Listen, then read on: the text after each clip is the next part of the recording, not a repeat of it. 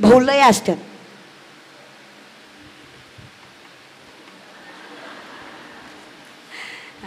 आणि आयुष्यात कसं आहे, जसं मी यांना म्हटलं ना की बायकोशिवाय सुख नाही, तसं आयुष्यात स्त्रियांचं पण एक सत्य आहे. माऊली सांगतात, जरी सख्याचा जिवाळा बाय सासरवासच आहे. विश्वातलं सगळ्यात मोठं सत्य बायांचं. अख्ख्या जगाला त्रास दिला तरी चालतो, फक्त नवरा चांगला असावा. ती सामर्थ्यानं संसार करते, फक्त नवऱ्यानं साथ द्यावी. तुम्ही विवाह बाकी तुम्हाला साथ द्यायची, ती खरं आहे म्हणून त्यांनी वाजवल्या महाराज. म्हणजे सासूनं बोलावं, नंदेनं बोलावं, जावेनं हिनवावं, गावानं वाईट बोलावं, फक्त नवऱ्यानं म्हणावं. कशाला मनावर घेती, मी आहे ना. बायको म्हणते तू आहे तसं आहे, काळजी करीत. पण बाई कंटाळते कधी, बाई म्हणते सगळं सहन केलं असतं ग, सगळं सहन केलं असतं मी, फक्त यो दलिंदर नीट पाहिजे आता. ज्याच्या संग गाठ बांधली तो फक्त चांगला असावा. बस आयुष्यात काही नसलं तरी फक्त कुणी साथ द्यावी. म्हणजे खरंय, खरंय ना. पाठीमागच्या तुमचं झालं नाही का, मग तुम्ही बोला खरंय का. अगं तुम्हाला विचारायचं कारण माझं झालं नाही म्हणून तुम्हाला विचारते. माझं झालं मला कळ, तवर तवर तुम्ही सांगा माय खरंय का.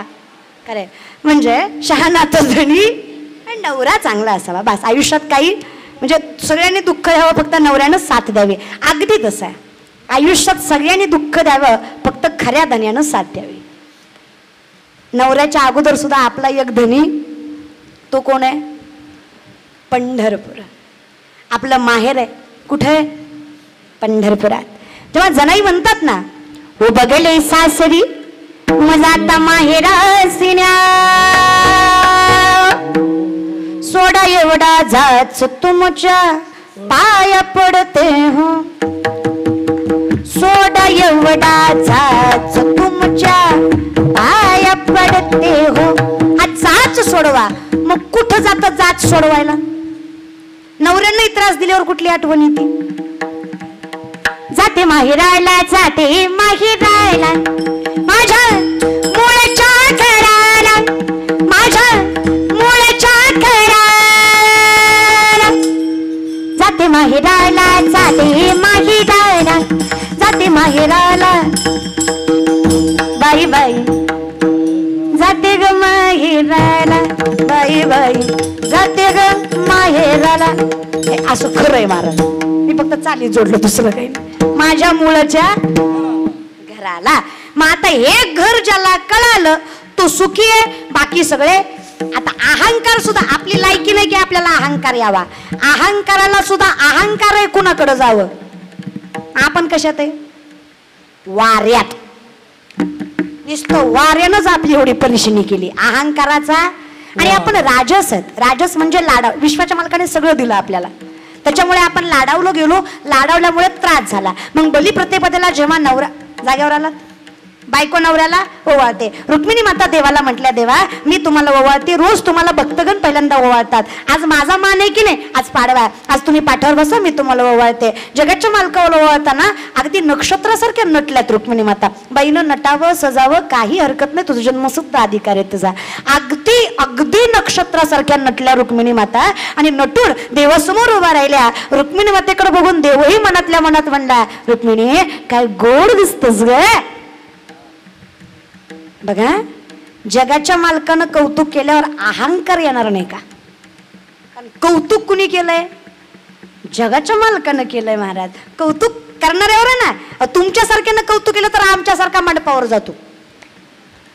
मग विश्वाच्या मालकानं कौतुक केल्यावर रुक्मिणी मातेला अहंकार येणार नाही का. रुक्मिणी माता मनातल्या मनात म्हणल्या, मग दिसते सुंदर, तुमचं नशीब आहे तुम्हाला भेटले, लय असतील पण माझ्यासारखी हुडकून सापडणार नाही.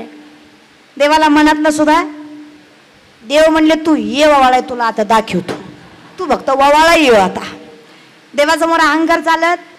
इतक्या सुंदर रुक्मिणी माता पंचारतीचं ताट घेऊन देवासमोर गेल्या, पण देव सापडला. लाजले गे माया तत्वना वो बाळू, आता तवना वो बाळू, जिकडे पावे तिकडे, जिकडे पावे तिकडे चतुर्भुज गोपाळ. लाजले बाई. आता काय झालं लाजायला? जिकडं बघन तिकडं माझाच नवरा. आता याचा माझा नवरा कुठला?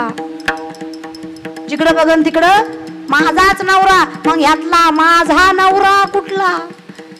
एकदा रुक्मिणी माता मनातल्या मनात म्हणल्या, देवा एकदा हात वरी करून सांगा तुम्ही कोण आहे, पुन्हा जिंदगीत म्हणणार नाही मी आहे म्हणून टिकले. देव म्हणला बस बोंबलत, तुला कोण म्हणलं होतं गर्व करायला? मी नसतो सापडत. देव काही सापडत? रुक्मिणी माता जीवाला याचना करून विनंती करतात, देवा नका फजिती करू, लोक काय म्हणतात, देवाच्या बायकोला देव सापडला नाही. किती किती लाजिरवाणी गोष्ट आहे. देवा नका हो, लाजली मी, माफ करा मला देवा, चुकलं माझं, पुन्हा जिंदगीत म्हणणार नाही मी लय सुंदर आहे. फक्त एकदा देवा एकदा. देव काही सापडत? नामदेव राय आले. नामदेव राय सांगतात, वैजयंती मालकळासी वत्सलांचन